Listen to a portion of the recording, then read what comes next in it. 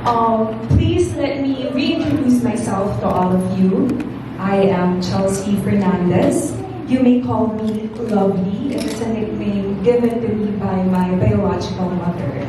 I am 23 years old and I am a mass communication major and broadcasting graduate. And I am representing the home of the happiest people in the world, city of Tacloban. So let me share to you the story about the journey I have in pageants. So I really started my pageant career when I was in high school. So those were just a school-based pageant. However, I never won any pageant. Never. And there was a time in my life that I was really helpless, hopeless. But then I remember what was my foster mother told me. She said, "Lovely anak, I know that you will excel in this, and I am just here to support you." So fast forward to 2015, I joined my first ever pageant outside of school. And finally, I got my first ever crown. And I really considered that year as my biggest career in pageantry because of course I won my first ever crown. And guess what? Guess who was the host during that year? It was also the one who asked me the question during the question and answer round. Do you have any guesses? Initial. What? Initial. Obvious na kasi. No, okay. None other than Tito Boy Abunda. Yes.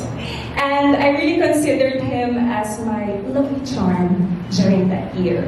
So after that, I joined a lot of pageants and I'm just so lucky enough and fortunate enough to have all the crowns. So in 2016, I won Miss Leyte, and the next year, I won Miss Tacloban. And I also won Reina ng Aliwan in 2018, and I joined Miss Philippines Earth in 2019, and I got the title Miss Water Philippines.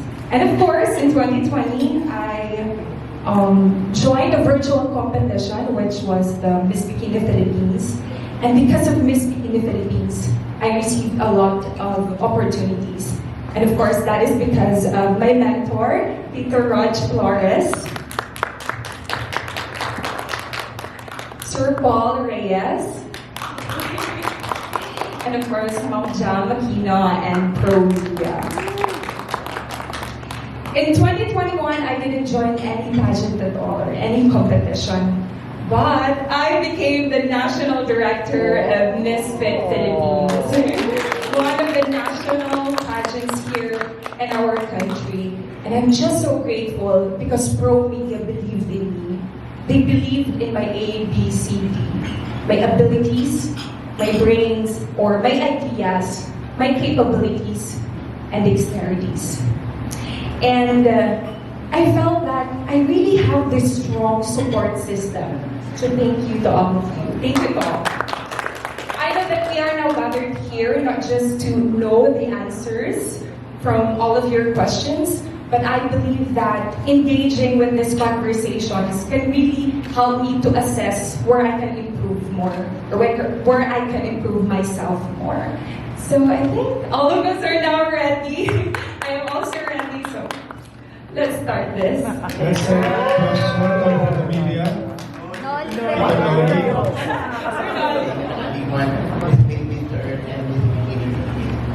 Can you tell us one misconception about being a pageant veteran, and how will it will be corrected and should understand and know by the people in the pageant industry? When people thought about a pageant veteran, they think that, oh, she's almost perfect, or that she knows her game very well. But I think that pageant veterans are really best when it comes to mingling with other people. So sa tingin ko, kailangan talaga makorek na actually friendly naman talaga sila and very approachable. Kasi pag pinakita sila, oh, this queen is already accomplished a lot of things, siguro hindi na siya pwedeng lapitan. Feeling mataas yung ulo or Kaya, malaki yung sasabihin ulo. nila, oh, siya na naman. So I think kinakatakutan talaga, but I think kailangan makat yung gano'ng misconception about the pageant veterans. If you will win the Pilipinas 2020, aside from yourself, your family, and supporters, who would you really attribute your Victory. Yeah. Well, one of the reasons why I joined Binibining Pilipinas is, of course, my advocacy. I really want to help all those people in our society who are lost, least, and last. I'm just lucky enough that in 2020, I found my purpose and mission in life. And that is to help people, especially who are in need.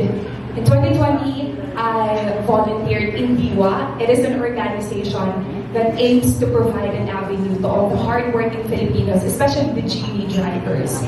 And I think if I will win one of the crowns in Binibining Pilipinas, I will share my victory with them. Last question. Sorry, Ed. Anyway, among the provinces in the Visayas, Leyte is lagging behind compared to Cebu and Bohol when it comes to winners in national beauty pageant. So, can you tell us the reason why, bakit hindi ganun hindi naman interested, pero hindi ganun na-active yung mga yung nasa Leyte, even the organization, when it comes to staging a pageant or magpapadala ng ng kanilang mga kandidato sa mga national pageant. And do you think pag nanalo ay will ignite or spark na maging start doon para maging active ang Leyte sa mga national pageant like Cebu and Bohol? Let me share this, okay? Region 8, it composes, I think, 4 provinces, 4 main provinces like Leyte, Southern Leyte, Eastern Samar, and Northern Samar. And there's also Biliran, I guess, yes. I think one of the reasons is that they are scared to represent their provinces. And actually, there are a lot of beauty queens from Leyte, but sadly and unfortunately, they're representing another provinces because of the thought that mas sikat yung province na ko, ito i-represent ko. Actually, I won in Tacurong City, Sultan Kudarat, and they actually offered me to represent their province. But I said no, because I really want to represent Tacloban City. I've been representing Tacloban City for how many years now? Yes, ever since I joined the pageant. So, I really want to carry the name of my city and my province, Leyte, here on national pageant and even on an international stage. Joke. Thank you po, Tito. Hi Mars, good afternoon. Mars, hello. Dumating ako. Fun fact lang, si Chelsea ang nakapag-break ng winning streak ng Cebu City in Arena ng Aliwa. So, congratulations to that. And also, Mars, kanina sinabi ni Sir Paul that do we believe in magic and luck? And diretso ako sa tanong ko. Kasi since Patch Magkano and then Hannah Arnold, same ang number nila. Do you think your number now can give you a luck to win a Miss International crown? Well, to be honest, no. No. Number 17 is just a bonus that I got it in Binibining Pilipinas. What would really make me win is definitely my characteristics and personalities. I believe with my advocacy, my beauty and brains and confidence can really make me win one of the crowns in Binibining Pilipinas. Thank you, Mars. Thank you, my Mars. last question is, if you could give an advice to a 13-year-old Chelsea right now, what would it be?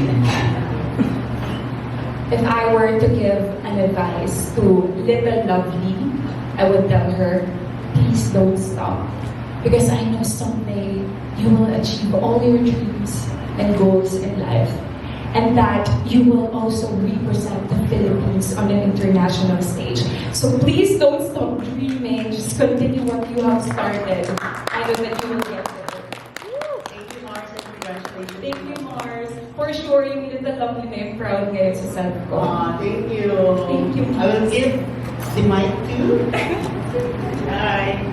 Good afternoon, ladies and gentlemen. Standing in front of me is Arvin Alina, representing the Philippine Daily Inquirer.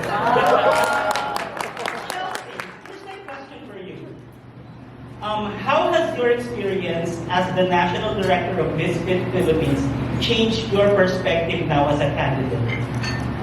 Well, actually, one of the lessons that I learned as the national director is that you really have to mingle with the organization or with the organizers. I don't know if it is obvious, but I'm actually painfully shy person. So, totoo. So I'm very sorry if sometimes you thought that I am rude or I'm ignoring you, but really, I'm really struggling with mingling with other people, and I'm really scared to initiate a conversation or to greet you hi first.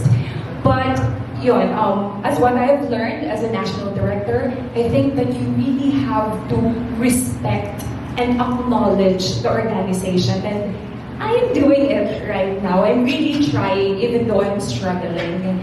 And I think that is also one of the best qualities of being a beauty queen. You really have to know how to start a conversation, carry a conversation, and definitely feel or ipa-feel mo that people are really welcome. Thank you very much. Thank And the best you. of luck to you. And on my last note, la la la la la. Sabi ko nga, Miss Jog, pwede ba ako kumanta dito? Okay, thank you very much. Hi, Chelsea. Hello, I love your hair. Thank you so much. Actually, yung first question ko is, hindi naman question pa. Later na yung pinakamonga natin question from Facebook comment ng ating mga netizens. So, anong feeling na isa ka sa mga frontrunners ng Binibining Pilipinas 2020? Ano ba? Sa akin, frontrunner tayo. In fairness naman, isa ka talaga sa mga frontrunners for Binibining Pilipinas. Totoo yan, walang chika dyan. Well, of course, because of that, I feel so motivated and inspired in doing something better in this competition. And of course, there is the pressure kasi front-runner ka nga and people are expecting you to do good in the competition, to do well. But one thing is for sure, hindi ko kayo ipapahiya. Ano tayo guys? Kaya sino yung pinaka-bet mo na title for Binibining Pilipinas? I think it's obvious naman. I am wearing pink right now. So I'm really aiming for the Miss International. So yung question natin, no, hinugot ko to sa ating Facebook Live. What has been a challenge you have experienced in Binibining Pilipinas so far? And how did you overcome it? Wow. Well, at first, I was really hesitant to join Binibining Pilipinas. And one of the struggles that I really faced is definitely my mindset. Kasi at first, I was scared to join Binibining Pilipinas because this is, of course, indeed the most prestigious pageant in the country. And I really don't want na pumalya because of, people are expecting me na, oh, she's a pageant veteran, so for sure, she will get the crown. But I think that is something that I have faced, and now I am here. I am doing this because I believe in myself first. So that's it. Galing, my God, nabibili ko yung international. Anyway, congratulations in advance, and see you sa mga events ng Binibining Pilipinas. And our next is...